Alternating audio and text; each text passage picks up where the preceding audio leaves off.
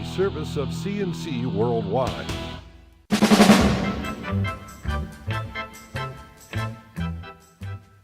CNC podcasts are a service of CNC News, and they're brought to you by the Greece Chamber of Commerce, providing more than 800 member companies with business solutions since 1984.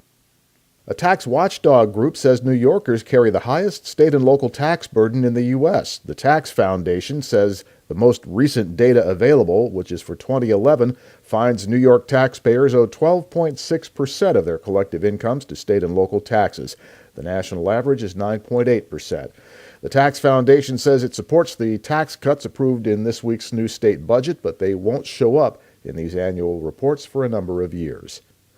A $23 million federal grant will support the clinical trial of a potential drug against Parkinson's disease in a study being co-led by the University of Rochester and Northwestern University.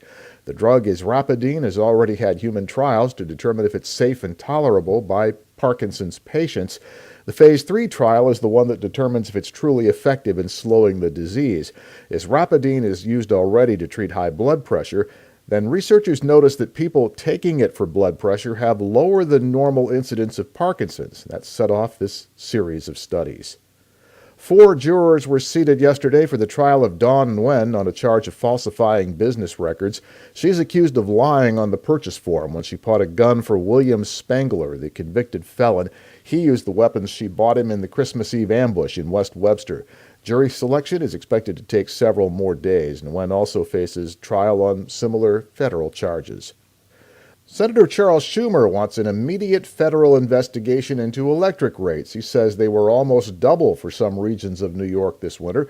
The U.S. Senator says electric bills have hit mind-boggling levels, and the spike warrants both a Federal Trade Commission and a Federal Energy Regulatory Commission investigation. In a statewide conference call, Schumer says some areas of upstate New York have been hit with never-before-seen electric rates.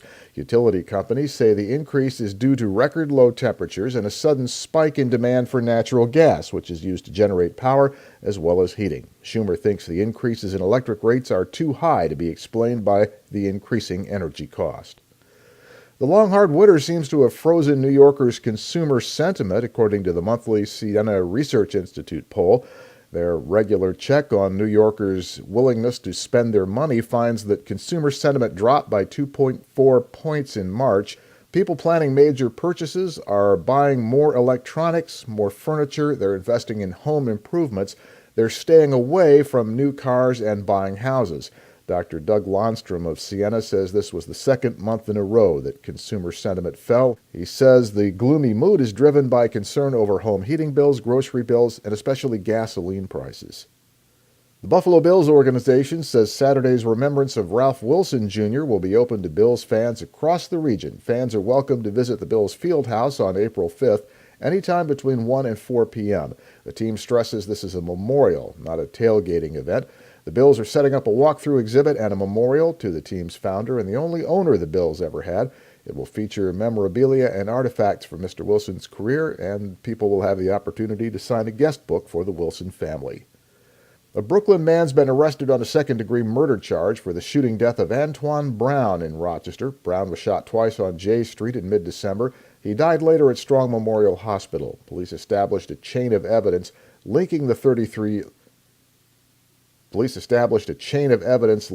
shooting to 33-year-old Daquan Patterson. Rochester police and a task force from the U.S. Marshals arrested Patterson in Brooklyn and brought him back to Rochester to face charges.